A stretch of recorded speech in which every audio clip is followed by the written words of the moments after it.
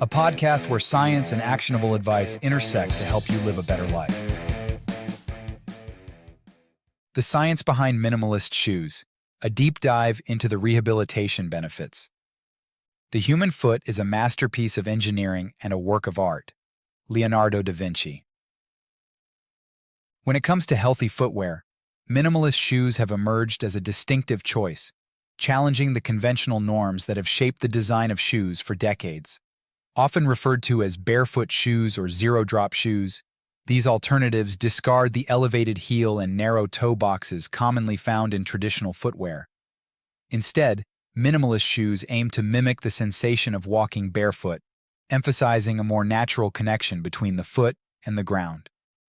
This paradigm shift in design, accompanied by a wider toe box for natural splaying, has garnered attention for its potential rehabilitative benefits and its alignment with the principles of natural movement. The benefits of minimalist shoes include improved sensory feedback and proprioception, better foot strength, reduced risk of falls and ankle sprains, improved posture, a more natural gait, and even reduced pain. I've long been an advocate of minimalist shoes for myself, my patients, and now my kids. My advocacy stems from both personal experience and a commitment to a more holistic approach to health. This guide will delve into the scientific underpinnings of the rehabilitative advantages of minimalist footwear, offering practical insights into transitioning seamlessly. Additionally, I'll share a curated selection of my preferred barefoot shoes tailored for diverse occasions, ranging from everyday wear to formal events and even to sandals.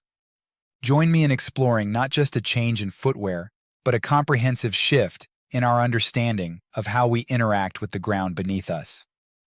Let's start with the rehabilitative benefits of minimalist shoes. 1. Improved foot strength. The power of minimalist shoes is in their ability to actively engage the intricate network of intrinsic muscles within each foot, such as the abductor hallucis, flexor hallucis brevis, and lumbricals, along with over 100 ligaments and tendons. This comprehensive system plays a pivotal role in providing stability, flexibility, and nuanced support for better foot strength. Conversely, conventional shoes, with their substantial cushioning, hinder the engagement of intrinsic muscles, akin to the atrophy that occurs when wearing a cast for an extended period, potentially compromising natural movement patterns and strength. One study involved a 6-month intervention with those wearing standard cushioned shoes, transitioning to predominantly minimal footwear use. A control group continued to wear conventional footwear. The intervention group that wore minimalist footwear showed a substantial 57.4% increase in foot strength, measured by maximum isometric plantar flexion strength at the metatarsophalangeal toe joints. The experienced group, with an average of 2.5 years of minimal footwear use, exhibited similar foot strength, suggesting that 6 months of regular minimal footwear use is sufficient to gain full strength. Beyond improved foot strength, there are other advantages that the researchers highlight in their study. Important health benefits can potentially be gained by increasing foot strength, which is likely to reduce the chance of developing foot deformities associated with weak intrinsic foot muscles, such as hallux valgus, claw toe, and hammer toe. 2. Enhanced sensory proprioception. Minimalist footwear is crucial for enhancing proprioception by stimulating specialized sensors within the feet, such as mechanoreceptors, e.g., Meissner's corpuscles, and proprioceptors. These sensory receptors detect mechanical stimuli, like pressure and joint position, which allows us to use this sensory feedback loop to make incredibly quick and often involuntary decisions to stay upright and move better. In the context of balance, which relies on 3 main sensory inputs, vision, the vestibular system, and proprioception, minimalist footwear fosters a heightened physical connection with the environment. This improved sensory feedback mechanism enables us to effortlessly maintain equilibrium, adapt to various terrains, and preemptively avoid potential hazards.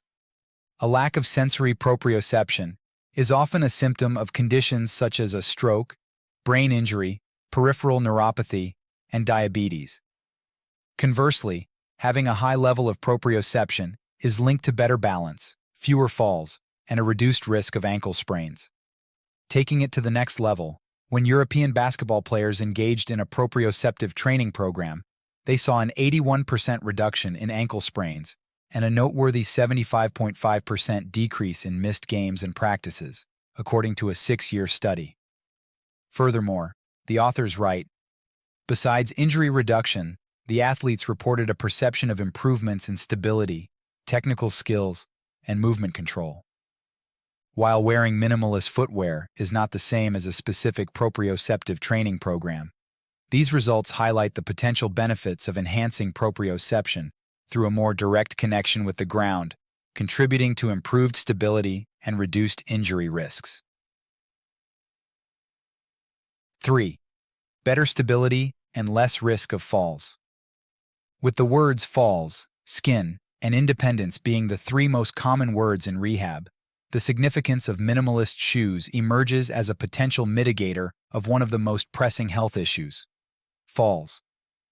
The impact of falls is particularly pronounced among older adults, where an astounding 15 to 30% die within a year of sustaining a fracture, often resulting from falls. Falls pose risks across age groups, however, ranking as the second leading cause of unintentional injury deaths for those under 45 and the primary cause of traumatic brain injuries in children under 15. Recent research underscores the role of footwear in stability and fall prevention. A study on sole thickness reveals that conventional shoes, especially those with thicker soles, increase peroneus longus, outer ankle, muscle contraction, acting as a protective mechanism during sudden foot inversion, but potentially elevating the risk of ankle ligament injuries. Another study comparing barefoot walking to minimalist shoes demonstrates that minimalist shoes contribute to improved stability by reducing variability in stride time and foot placement, benefiting both younger and older adults. Finally, a study, minimal shoes improve stability and mobility in persons with a history of falls, aimed to assess the impact of footwear on stability and mobility in older adults with a history of falls. Comparing conventional shoes, minimal shoes, and barefoot conditions, the findings revealed that minimal shoes provided greater stability during standing and walking, irrespective of visual input or walking condition. Additionally, minimal shoes showed enhanced benefits for mobility compared to both conventional shoes and barefoot conditions. 4. Better posture, gait, and less pain. Zero-drop shoes play a pivotal role in maintaining whole-body alignment by keeping the center of gravity over the heels instead of shifting the center of gravity forward, like conventional shoes do, necessitating compensations throughout the body to maintain balance. The number of millimeters the heel is from the ground induces knee flexion, pelvic tilt, and subsequent chain reactions, which can lead to a cascade of negative effects, including a loss of range of motion, a disruption to your natural posture and alignment, muscle imbalances, and increased pain. As discussed above, the increased proprioceptive input of minimalist footwear also allows individuals to feel the ground better, which provides crucial sensory feedback for subconscious and constantly occurring dynamic postural changes. Additionally, the wider foot-shaped toe box in minimalist shoes allows your toes to have a natural splayed position instead of the narrow and pointed position common in most shoes. Not only does this splayed position provide more stability, just as widening your stance improves your stability when picking something up from the ground, but avoiding a constant pointed and compressed position of the toes increases the risk of toe and foot deformities, such as bunions, hammer toes, and neuromas. Minimalist shoes encourage shorter, quicker strides with the midfoot or toes touching the ground first, spreading impact forces more evenly and allowing a natural gait compared to the typical heel-first impact of regular shoes. While minimalist shoes aren't a panacea for your posture, gait, and reducing pain, they may help by improving the body's natural alignment, reducing the need for compensatory movements and potential cascading effects. This approach enhances proprioception, enabling dynamic postural adjustments, and the wider toe box contributes to stability, decreasing the risk of toe and foot deformities. So we've established that minimalist shoes have many benefits. Now let's discuss some considerations for transitioning to minimalist shoes. Should everyone wear minimalist shoes? While there are a lot of upsides to going minimalist, it's not for everyone. Several factors need consideration before making the switch, including ankle range of motion, foot strength, overall foot health, and one's medical history, particularly in cases of conditions like diabetes, peripheral neuropathy, or a high risk of falls. For individuals with existing foot issues or a history of injuries, seeking guidance from a knowledgeable physical therapist, podiatrist, or other healthcare professional is highly advisable. Is a zero-drop shoe best? The drop is the height difference between the heel and the forefoot. Minimal is considered 0 to 4 millimeters. Moderate drop is around 6 to 8 millimeters. Anything above that is maximalist, while shoes with a drop over an inch are considered a high heel. Best is relative and will depend on a variety of factors. If you've been wearing shoes with a high drop your whole life, you may not have the range to effectively wear zero drops, and opting for a more moderate shoe might be more suitable. When it comes to performance, such as running, some drop seems to be effective as the world's fastest marathoners tend to have some drop in their shoes. If you're transitioning from conventional shoes to minimalist, I'd recommend a step-down shoe with some drop in it. A good rule of thumb is to choose a shoe that when your heel hits the ground, it should feel natural. How to transition to minimalist shoes. Upon the publication of Born to Run in 2009, the influential book that propelled minimalist footwear to the forefront, it sparked widespread enthusiasm and a surge in minimalist shoe adoption. Soon thereafter, this trend was accompanied by a notable uptick in injuries, causing some to transition from fervent believers to skeptics. The primary concern was going from 0 to 100. Here are some ways to facilitate a smoother and safer transition to minimalist footwear. Go slow. Begin by spending more time barefoot at home, allowing your feet to adjust and strengthen naturally. Once you buy a pair of minimalist shoes, gradually increase your wearing tolerance, putting them on for short periods during the day and working up to a full day over weeks to months. Do foot exercises. There are 29 muscles linked to the human foot, and many of them are atrophied due to long periods of wearing cushioned shoes. Do these 3 exercises twice a day, 4 to 5 days a week, to help strengthen your feet. 1. Toe curls with towel or marble. Sit. Place a towel on the floor. Use your toes to grab and curl it toward you. Repeat for 10 to 15 reps. 2. Ankle alphabet. Sit or lie down, draw the alphabet in the air with your big toe, and perform for each foot in controlled movements. 3. Toe raise, splay, curl.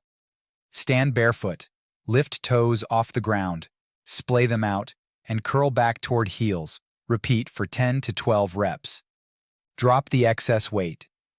With each step, your feet endure 3 to 6 times your body weight, a force that escalates to 7 to 4 times during running. That means that having even an additional 10 pounds of weight on your frame can be an additional 60 pounds per step when walking. Shed the excess weight to alleviate the pressure on your feet during this transition to minimalist footwear. Consider some drop. While minimalist shoes are generally considered to be 0 millimeters in the heel, using a shoe with some heel height, it could provide similar benefits, particularly if you have been a lifelong conventional shoe wearer. Incorporate foot mobility work. Strengthening is important, but flexibility and mobility are equally as crucial. Here are some ideas to do this. 1. Roll the bottom of your feet on a ball such as a golf ball. I keep one under my standing desk at work for this reason. 2. Use toe spacers at night to get your feet used to a wider toe box. 3. Stretch those calves. If you've worn conventional shoes, or worse, high heels, for most of your life, then your calves are likely tight.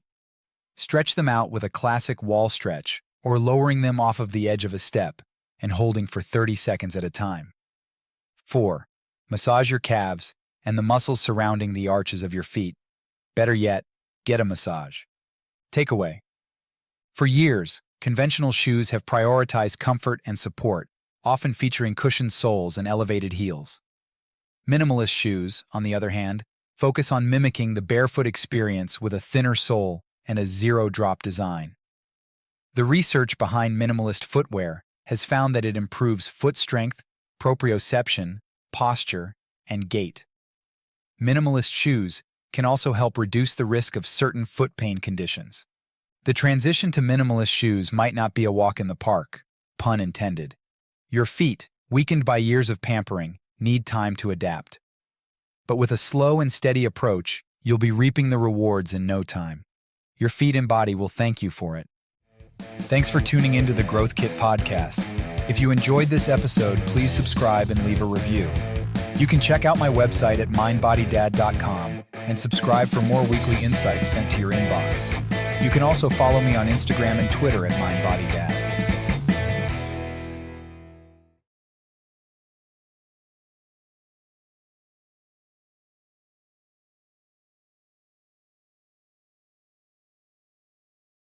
Many of the links I share are affiliate links, which means I earn a small commission if you purchase through them. This doesn't affect the price you pay, but it helps support the podcast. In some cases, I may even be able to provide unique discounts for you. I only recommend products and resources that I genuinely believe in and use myself.